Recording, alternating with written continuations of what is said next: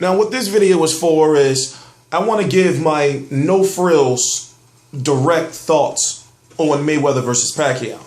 So I got to start at the beginning. I think it's greatly underestimated the amount of work that I do or the amount of work that I have to do.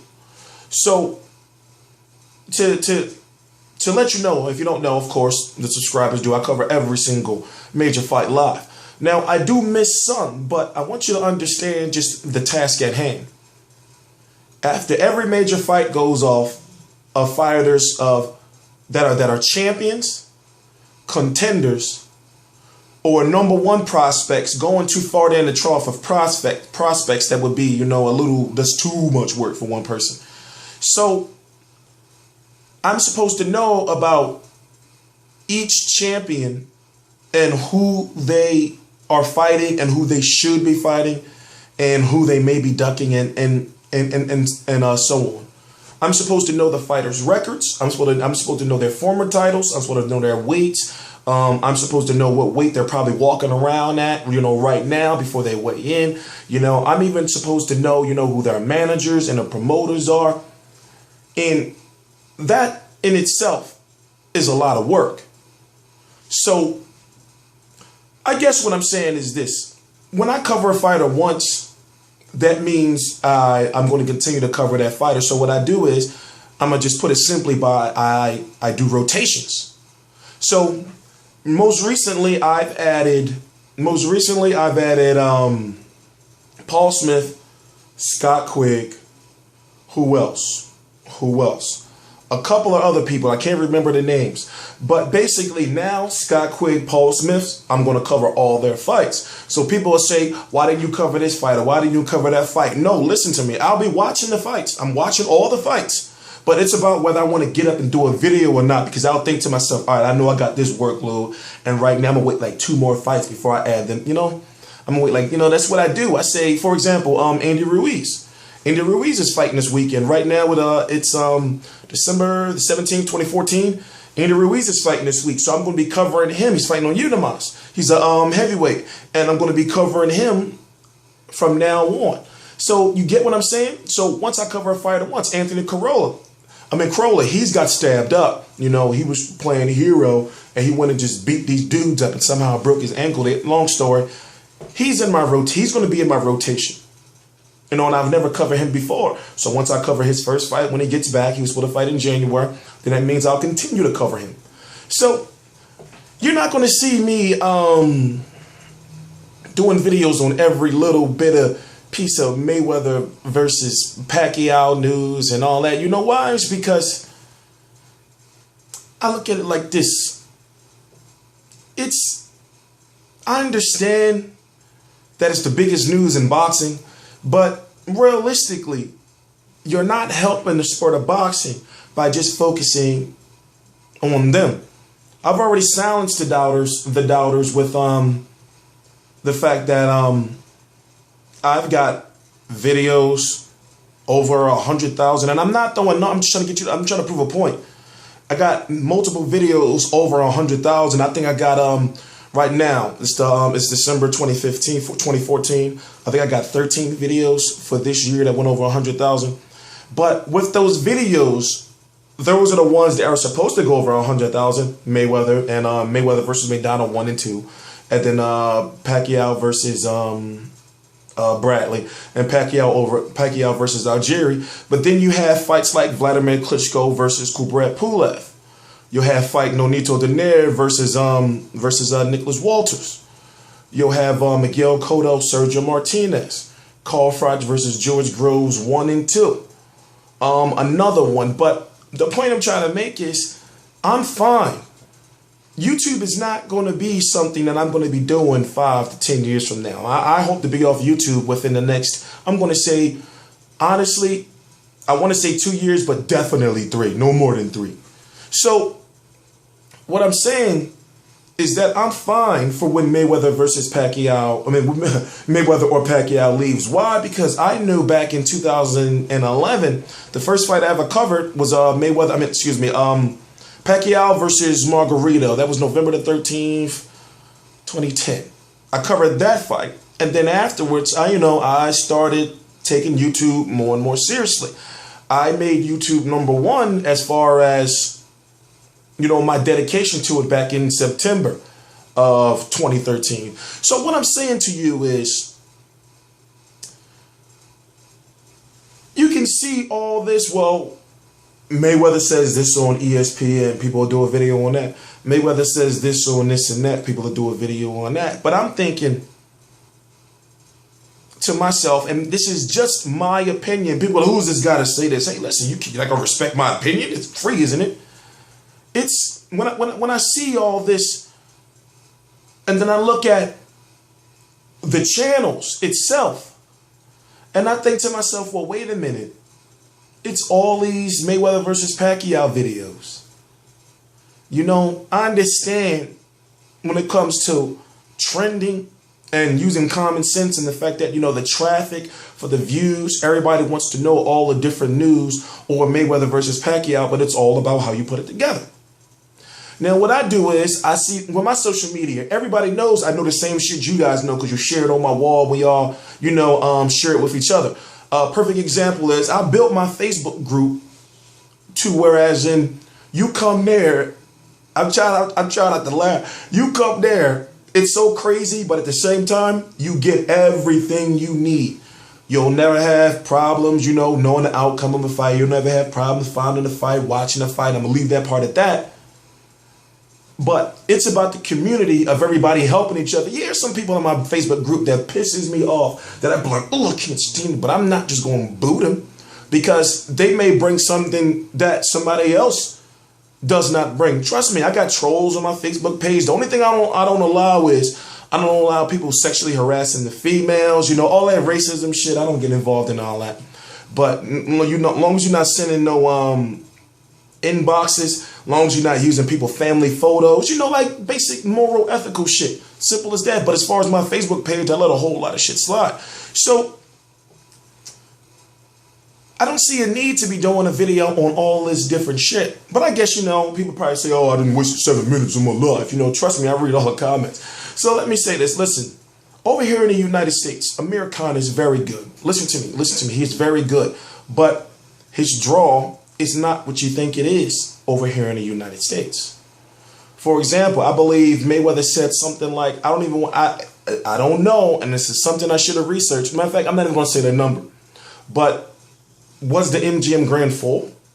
How many seats were empty in the MGM Grand? Now, it's going to be some people that watch this video. Yo, stop snoring. There's going to be some people that watch this video and are going to say, well, I was there or I wasn't, and yada, yada. Then let us know in the comment box. When you look at the event between HBO and Showtime, now, it was somewhat monumental because you had both events on December 13th, 2014. Both of them nearly do $1 million. Now, of course, Bradley Chavez on HBO did more, and actually went over $1 million at its peak, at its highest point in time when people say, oh, we're going to watch this fight. Probably at the beginning, round one or so. But then if you look over on Showtime, the highest was around 900,000. Now, you have to think that is amazing because you have to look at, well, what if it was just one event, HBO or Showtime on that night? Could one of those have gotten 1.4, 1.5 million, if not that full, 1.8 that was overall 1.9? So what I'm saying is you have people of Pakistan screaming to the high heavens. You got Shah Khan, you got like he deserves Mayweather, and I can understand that. He has a great chance of defeating Floyd Mayweather and a great chance of defeating Manny Pacquiao. He has a better chance of defeating Floyd Mayweather than defeating Manny Pacquiao. My opinion only is because the Manny Pacquiao power aggressiveness aspect of things. To whereas in Floyd Mayweather, it's not as fast as Khan anymore. Floyd Mayweather is going to have to use all his, to get through Amir Khan. That's just my opinion. Remember, I'm giving Khan praise. But Floyd Mayweather with those 26 KOs, I don't see him having the pop to be able to deter or send Amir Khan a message To whereas an Amir Khan may go down against Pacquiao or take one of those hard left hands that people are calling the Bambi legs. And we know what they is when like Bambi skinny ass legs and when they just bend in, but I see him have a better chance with Mayweather. But when you talk about the money, the money aspect of things, both fighters are fighting on Showtime. Showtime, CBS, they know of the ratings, obviously, and they looking at the fact that, well, damn, we put him against Mayweather because partly it's their decision too. And Al Heyman and Floyd Mayweather, we put him against Mayweather. And, it's an easy fight to make. They're both our guys. But, the money. And if Showtime has really been losing money, allegedly with Floyd Mayweather, Marcos Maidana 1, Marcos Maidana 2, and Robert Guerrero, then they know they're going to lose money or not make, or how can I put it? Not make as much money as they would like to if Floyd Mayweather fights Amir Khan. Now, if Floyd Mayweather does fight Amir Khan and they want it to be successful, then it has to be, if they wanted to do over $1 million, they have to announce it sooner than later. Now, right now, we're already in December. We're hearing that Mayweather versus Pacquiao is going to be announced on Christmas. People really don't know that. I mean, that's the first time I heard that. But it sounds, it sounds logical. Of course, if I was a promoter, I'd be like, yeah, let's announce that shit on New Year's or Christmas. So when you look at both fighters going back and forth at each other, let's say on Khan, I understand. Let's not jump all over the place. They would have to start selling that fight in January so they can give his people enough time to come over here. And that's why that's when Al Heyman can start sending Amir Khan on Scandal with Kerry Washington or whatever her name is. Have him appear in maybe something with Django. Jamie Foxx or something. What else? Oh, I'll put him on with Real Housewives of Atlanta, and Basketball Wives, because that's what you want to. That's what you want to do, and that's what they're not going to talk about. You want to get him. You want to get the black people to know. Oh, that's the guy that they say going to beat Floyd Mayweather. That's that British guy. You want to start hyping him up over here. Amir Khan defeating Devin Alexander showed us that he is great, but it didn't show us enough. It didn't show us enough. So when people say, well, I say he needs to fight a power puncher, not necessarily a power puncher, but somebody that's gonna put him in the spotlight of the fans. Just like when Adrian Broner got defeated by Marcos Maidana. Adrian Broner had that cult hip hop following. That's what they call it, that cult hip hop following. And him getting knocked out, Mr. World Star rapper getting knocked out and put on World Star. Marcos Maidana was quickly associated with, oh, that's the guy that beat up Broner. Oh, he gonna fuck Floyd up. You see how they can sell, they could sell that even if it didn't do what it was supposed to do still. It has some selling power behind it. So Amir Khan doing what he did to Devin Alexander, he just fought a regular, in American fans' eyes, and I'm talking about, let me see. If you got a Showtime subscription for Floyd Mayweather and you just started watching boxing 2 years ago, you've been seeing Amir Khan and you see Devin Alexander and you say, oh, Floyd might be fighting that guy. Why not Pacquiao? Because I'm trying not to get too theoretical and I'm trying not to get too deep, but I'm really trying to get people to understand is that Khan don't sell like you think he does. Americans know that. It's just that the people from the UK do not know that. He should be fighting Kell Brook. Get Kell Brook's IBF title if he can. Or if Kell Brook beats him, then the winner fights Floyd Mayweather versus Manny Pacquiao. Becomes the WBC, Ring, WBA, WBO, IBF 147-pound champion. And if somebody's really feeling tough, they'll go, because Floyd Mayweather already has the 154 WBC, 154 WBA. If somebody really wants to feel tough, they can go up and fight K9 or the winner of K9 or whoever he fights and Andrade or whoever. So let me put that little smart part in perspective because it may sound a little confusing. In 4 fights, if Mayweather were to go 52-0, no, wait, 51-0, my bad. In 4 fights, if he was to go 51-0, if Mayweather was to defeat Manny Pacquiao, he would capture Manny Pacquiao's WBO belt. If Mayweather was to defeat Kell Brook, I'm talking about as of right now, if this was his path, if he was to defeat Kell Brook, he would become the IBF champion. Therefore, he would be the undisputed champion, WBC, WBA, WBO, IBF. And then if he were to fight Demetrius Andrade, Kenan Bundrich or whoever has those belts, Floyd Mayweather could end in being the undisputed champion in 147 and 154 pounds. Now, of course, those bouts are subject to change because we don't know who might have the belt. But what I'm saying is that's what Floyd Mayweather can accomplish in 4 fights. That's what Amir Khan or Kell Brook, like if Amir Khan is really, not Amir Khan, if Kell Brook is really, really, really the special one, Kell Brook is in a great place because Kell Brook can fight Pacquiao or Kell Brook can fight Amir Khan, and we need not forget that. I mean, and Floyd Mayweather, realistically, so we need not to forget that. So if Amir Khan and Kell Brook fight in 2015, let's say March, April, because Amir Khan knows he's not getting a Mayweather fight. I'm not saying now, but he probably would. You can have one of them becoming an IBF champion, and then, if Amir Khan loses, Amir Khan is pretty much done. Al Heyman knows that, his advisor. Remember, he knows that already. But then Kell Brook takes a loss. He's still in a cool situation. But, like I said, all this is woulda, coulda, shoulda. At this point in time, it just seems that Amir Khan knows that he's not getting that fight, but also understand that Amir Khan and Floyd Mayweather are advised by the same advisor, so you might as well say they're managed and promoted by the same person, Al Heyman. So Al Heyman is going to keep Amir Khan there just in case something does, just in case the Pacquiao deal, doesn't go through. So you can't expect to see Amir Khan or hear Amir Khan talking about fighting Kell Brook or anybody until he officially knows or the fans know that, oh yeah, well, he's not fighting Mayweather. So I guess since we're a little deep into this video, now it's about time to talk about the whole Cinco de Mayo thing. Now listen, if you don't understand that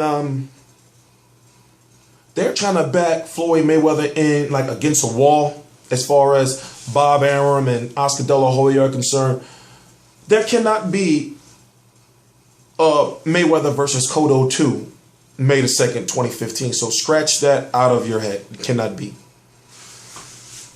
Miguel Cotto is going to be working with Floyd with Top Rank for at least one more fight, and please understand he's going to definitely make sure he works with Top Rank because Cotto considers himself A-side. He knows he's not A-side over Mayweather, and he knows that he can dictate all the shit he won over here. To whereas when it comes to Mayweather, he can't. So let's just among other factors, let's just get that out of your head. But think of Cotto versus Canelo, May the 2nd. Cotto is not Puerto Rican. Cotto is not Mexican. And Cotto is A-side as far as he's concerned. So what makes you think that Cotto care if he fight on Cinco de Mayo? And also, Cotto showed us to be the type of person, a promoter or manager of himself, that doesn't like when a guy like Canelo running around here talking about, well, how you going to tell me what day I'm fighting on? That's making negotiations even harder. Because Cotto wants some shit like, all right, I was open to maybe fighting on Cinco de Mayo, but now I'm going to fight on my day since you went to open your fucking mouth. I'm A-side. That's how Cotto get down. So, looking at that scenario, okay, you got Top Rank, right? Who has Cotto and Manny Pacquiao. HBO, even though not obligated, they look at it like we have Cotto and we have Pacquiao. Looking at Freddie Roach. Freddie Roach trains Cotto and Pacquiao. Cotto was supposed to fight December the 6th or December the 13th. But he declined not to fight because he wanted Freddie Roach, the trainer of also Manny Pacquiao, to himself. He didn't want to be doing that double training. He wants to make sure he has a trainer completely to himself. If Cotto fights on Cinco de Mayo against Canelo Alvarez, Manny Pacquiao is officially off. So the closer you hear Canelo versus Cotto, or with Cotto A-side versus Canelo coming true, then just understand that means Mayweather versus Pacquiao is pretty much on its way out the door. I could sit here and go on all day, but it's like, for what? Oh wait, you want me to talk about who's blocking the fight? Bob Arum's blocking the fight, Al Heyman's blocking the fight. I don't care about none of that no more. I don't care about it. All I know is there was one person that has $100 million on the table. I don't need to look at anything else. I don't need to hear anything else. It's $100 million right there. I don't need, like, what else really matters? What else really matters? What? Oh, he should have took the 40 million, so no fight. I'm not taking 100 million because he won't take 40. I'm not, like, none of this makes any sense to me. You know, and it's constantly argued, and I think to myself, like, it's $100 million right there. You know, I know Aaron and them are not asking for no 50-50. I know that. But it's $100 million right there. And we know, you know, despite you know, what supporters may say, Showtime lost some money. And if you follow the sport of boxing, you can see that they did. So Mayweather is his own boss to many in their minds. But one simple thing is, well, technically, I'm not my own boss. My checks don't say Terrell Van on them. My checks don't say TstreeT Controversy. Floyd Mayweather checks don't say from Mayweather Promotions. You know? Al Heyman writes the checks to Floyd Mayweather. These are the type of things I really don't think you understand, because you keep listening to this and it's almost coming off like it's being somewhat of propaganda. You know what I'm gonna do? Because I guess we should listen to this. You know, perfect time in the video. I'm gonna put on the Mayweather speech from the Lara fight where he challenged. Let me find it. What's this? 12-13. No, that's not it. When he challenged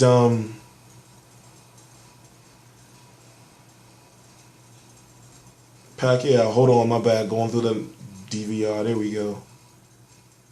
So many fights. Jesus.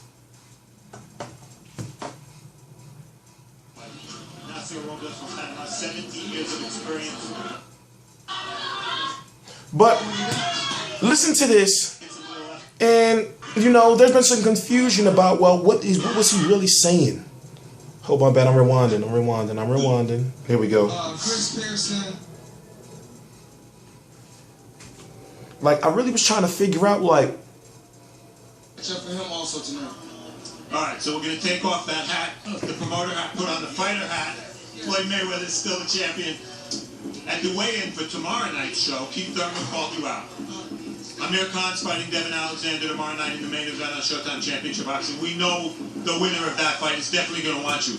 But there's an 800-pound gorilla in the room. His name is Manny Pacquiao. Negotiations have begun for a fight between you and Manny. Have begun. You want to fight Manny Pacquiao? Oh, absolutely. Absolutely. I would love to fight Manny Pacquiao. We're trying to make the fight happen years ago. We had problems with random blood and urine testing. Like I said, I just want to be on an even playing field. Now he's in a very, very tight situation. He's lost to Marquez. He's lost to Bradley. So he avenged his loss against Bradley, and we all know that Bradley should have lost that fight. And the Marquez just does not want to go through that anymore, and you know my personal feelings about Marquez, so we're not going to contaminate the video with that. Your numbers are down very, very extremely low, so he's desperate.